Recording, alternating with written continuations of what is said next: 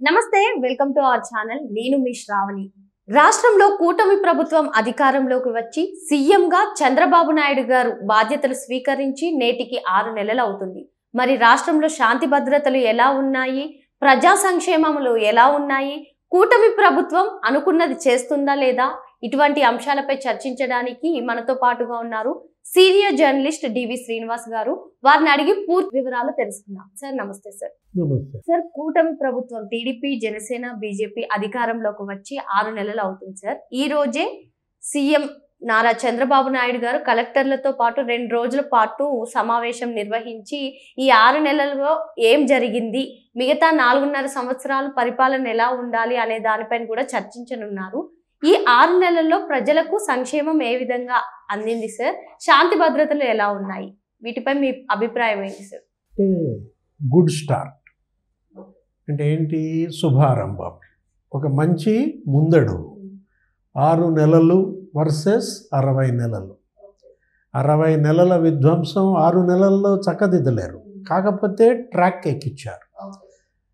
ఈ బండిని ట్రాక్ ఎక్కించడానికి 6 నెలలు పట్టిందన్నమాట.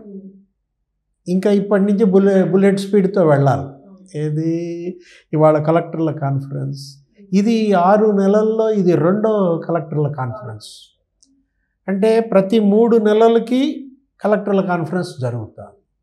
ప్రతి నెల 2 క్యాబినెట్ భేటీలు జరపాలని నిర్ణయం. అంటే ఇంతకుముందు మరి కలెక్టర్ల కాన్ఫరెన్స్ జరిగిందా? కంపారిజన్ అంటే ఏంటి? పోల్చుకోవటం. ఇప్పుడు ముఖ్యమంత్రిగా చంద్రబాబు పనితీరు ఎలా ఉంది, అప్పుడు ముఖ్యమంత్రిగా జగన్మోహన్ రెడ్డి ఏం చేశాడు, ఇప్పుడు డిప్యూటీ సీఎం పవన్ కళ్యాణ్ ఎలా పనిచేస్తున్నాడు, అప్పుడు డిప్యూటీ సీఎంలు 5గురు ఏం చేశారు, ఇప్పుడు మంత్రులు ఎలా పనితీరు ఉంది, అప్పటి మంత్రుల యొక్క వైఫల్యం ఏంటి, ఇది కదా మనం పోల్చుకోవాల్సింది, చర్చించాల్సింది. ఇప్పుడు ఏంటి?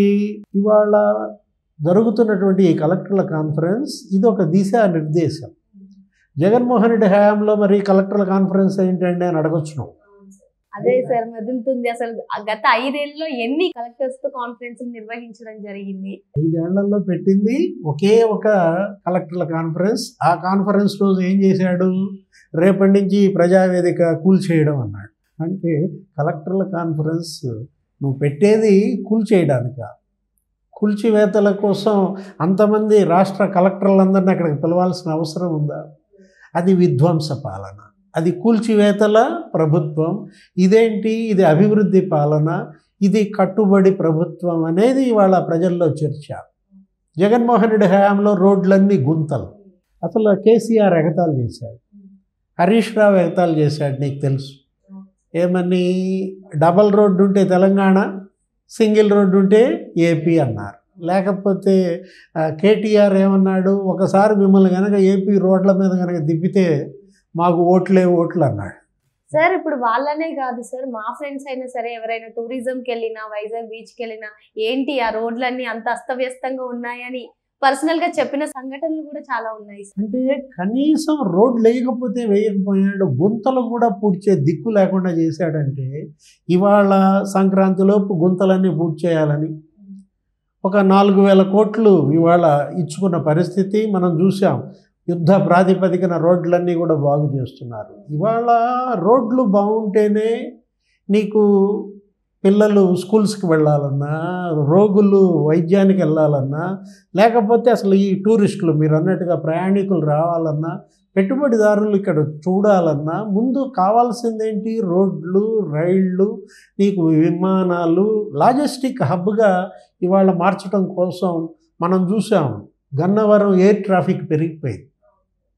ఏది 6 నెలల్లో వచ్చే విమానం, దిగే విమానం, మొత్తం అనేక మంది పారిశ్రామికవేత్తలు రావడం, ముఖ్యమంత్రిని కలవడం, సెక్రటేరియట్కి వెళ్ళడం, మేము ఈ కంపెనీ పెడతాం, మాకు ఇవి కావాలి. దగ్గర 20 పాలసీలు ఇచ్చారు ఈ ప్రభుత్వం. 6 నెలల్లో 20 పాలసీల్లో కూడా నీకు సూపర్ 6 పాలసీ ఏంటది?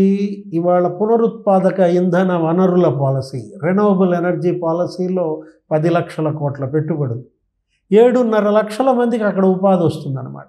రేపో మాపో నీకు గ్రీన్ హైడ్రోజన్ ప్లాంట్కి ప్రధాని మోడీ శంకుస్థాపన చేయబోతున్నారు. నీకు దగ్గర 1.5 లక్షల కోట్లతో ఎన్టీపీసీ అక్కడ గ్రీన్ హబ్గా చేస్తాం.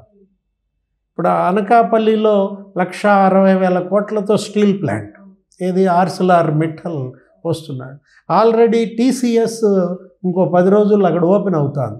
విశాఖలో 15,000 మందికి ఉపాధి. నటరాజన్ చంద్రశేఖర్ మొన్న లోకేష్ బాబుతో మీటింగ్.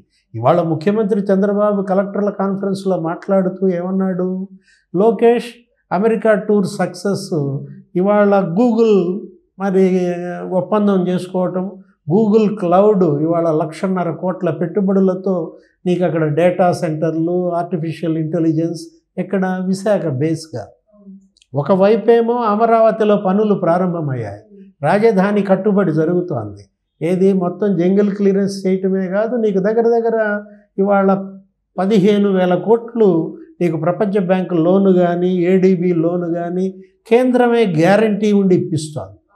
20,000 కోట్లతో అక్కడ రోడ్లు వేస్తున్నారు. ఇక్కడ అమరావతిలో నీకు మొత్తం ఐఏఎస్ బిల్డింగులు, ఐపీఎస్లు, మంత్రుల క్వార్టర్స్, అసెంబ్లీ, హైకోర్టు మొత్తం ఇవాళ ఏంటి ఒక తిరునాళ్ళలాగా, ఏది ఒక కట్టుబడి తిరునాళ్ళ, ఒక కన్స్ట్రక్షన్.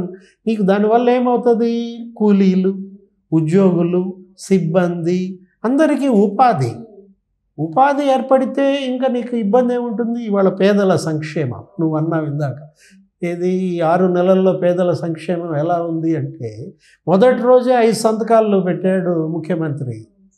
ఏది నీకు మొదటి రోజే పెన్షన్ 1,000 రూపాయలు పెంచేశారు. పెన్షన్ 1,000 రూపాయలు పెంచడమే కాదు, ఇవాళ ప్రభుత్వ ఉద్యోగులకి, పెన్షనర్లకి అందరికీ 1వ తారీఖు జీతాలు పడిపోతున్నాయి. అదే జగన్ హయాంలో జీతాలు, పెన్షన్లు 15వ తారీఖు వచ్చినా, 20వ తారీఖు వచ్చినా పడేవి కావు. ఇవాళ ఒక ప్రభుత్వ ఉద్యోగులు, పెన్షనర్లు, సామాజిక భద్రతా పెన్షన్లు, ఈ వృద్ధులు, వికలాంగులు, వితంతువులు వీళ్ళే కాదు, ఇవాళ అన్నా క్యాంటీన్లు ఓపెన్ చేశారు. జగన్ మూసేసిన అన్నా క్యాంటీన్లు ఓపెన్ చేశారు. 199 అన్నా క్యాంటీన్లలో ఇవాళ నీకు 15 రూపాయలకే 3 పూట్ల భోజనం. పొద్దున టిఫిన్, మధ్యాహ్నం భోజనం, రాత్రి డిన్నర్ 5 రూపాయలే. 3 5లు 15 రూపాయలకి నీకు మరి అతను ఆహారం వచ్చేస్తే ఇంకా అతను ఏదైనా కూలీకి వెళ్ళి సంపాదించుకున్నా ఒక 500 1000 రూపాయలది మిగులు. జీవన ప్రమాణాలు పెరగటం, పేదరిక నిర్మూలన, వీటన్నిటి లక్ష్యంగా ఇవాళ 6 నెలల్లో ఇవాళ ముఖ్యమంత్రి చంద్రబాబు వేస్తున్నటువంటి ముందడుగు. ఆయన ఒకటే అన్నాడు ఇవాళ కలెక్టర్ల కాన్ఫరెన్స్ మనం చూసినట్లయితే, ఏమన్నారు, గత చీకట్ల నుంచి ఇప్పుడే వెలుగులోకి వస్తున్నాం. అంటే అది చీకటి, ఇది వెలుగు, అది చెడు, ఇది మంచి వైపు ఇవాళ అడుగు. ఇవాళ కేంద్రం ఏది అడిగితే అది ఇస్తాం. ఆయన ఏమన్నారంటే చంద్రబాబు ఈరోజు మరో మాట, నీకు వెంటిలేటర్ మీద ఉన్న ఈ రాష్ట్రానికి కేంద్రంలో ఉన్నటువంటి 21 మంది ఎంపీలే ఆక్సిజన్ కాన్సన్ట్రేటర్లు అన్నాడు. ఇవాళ 21 మంది ఎంపీలు మనం చూసాం, రామ్మోహన్ నాయుడు, పెమ్మసాని, చంద్రశేఖర్, లేకపోతే వాళ్ళిద్దరు మంత్రులు ఈరోజు మరి ఏ విధంగా లోక్సభలో మాట్లాడుతున్నారు. నీకు కృష్ణదేవరాయలు కానీ, లేకపోతే శబరి కానీ, నీకు ఎంపీలు గతంలో వాళ్ళు ఏం చేశారు, వీళ్ళు ఏం చేశారు. జగన్కి 33 మంది ఎంపీలు ఉన్నారు, ఏం సాధించారు? విభజన చట్టంలో హామీలు ఏమైనా సాధించారా? ఇవాళ రైల్వే జోన్ రేపో ఎల్లుండో మరి ప్రధాని మోడీ వచ్చి అక్కడ శంకుస్థాపన చేస్తారు. ఎక్కడ? దీంట్లో విశాఖపట్నంలో. అంటే ఉత్తరాంధ్ర అభివృద్ధి, కోస్తా జిల్లాల అభివృద్ధి, ఇటు రాయలసీమ అభివృద్ధి అనమాట. ఇవాళ తిరుపతిలో నీకు మొబైల్ మ్యానుఫ్యాక్చరింగ్ హబ్. దేశంలో 10 ఫోన్లు తయారైతే 5 ఫోన్లు నీకు తిరుపతిలోనే. అనంతపురంలో ఇవాళ కియా వచ్చిన తర్వాత అసలు అనంతపురం మహర్దశ పట్టింది. ఈరోజు ఇచ్చినటువంటి ఆ కలెక్టర్ల కాన్ఫరెన్స్ లెక్కల్లో నీకు జీడిడిపి అంటే గ్రాస్ డిస్ట్రిక్ట్ డెమోక్రటిక్ ప్రొడక్ట్, జిల్లాలలో ఆర్థిక అభివృద్ధిని పోలిస్తే నీకు ఎలా ఉంది? అనంతపురం 4వ ప్లేస్లో ఉంది, తిరుపతి 4వ ప్లేస్లో ఉంది, అనంతపురం 6వ ప్లేస్లో ఉంది. అసలు ఈ రాయలసీమ కోస్తా జిల్లాలను దాటి కోనసీమ 17వ ప్లేస్లో ఉందంట, తూర్పుగోదావరి మరి 12వ ప్లేస్లో ఉందంట. అంటే ఎలా నీకు చరిత్ర మారిందో, హార్టికల్చర్ హబ్గా ఇవాళ రాయలసీమ మారిందంటే నీకు అది ఏది అభివృద్ధి అంటే. అది సంక్షేమం అంటే. అంటే ఒక త్రిముఖ వ్యూహంతో ఇవాళ చంద్రబాబు ప్రభుత్వం ముందుకు వెళ్తోంది. అటు అభివృద్ధి, ఇటు సంక్షేమం, అరాచక శక్తుల అణిచివేత. దాన్ని వదిలిపెట్టలా. నువ్వు అసలు నీకు కావాల్సింది ఆ మూడోది. ఏది? అభివృద్ధి సరే, సంక్షేమం సరే, అయ్యేటు చంద్రబాబు చేస్తాడు.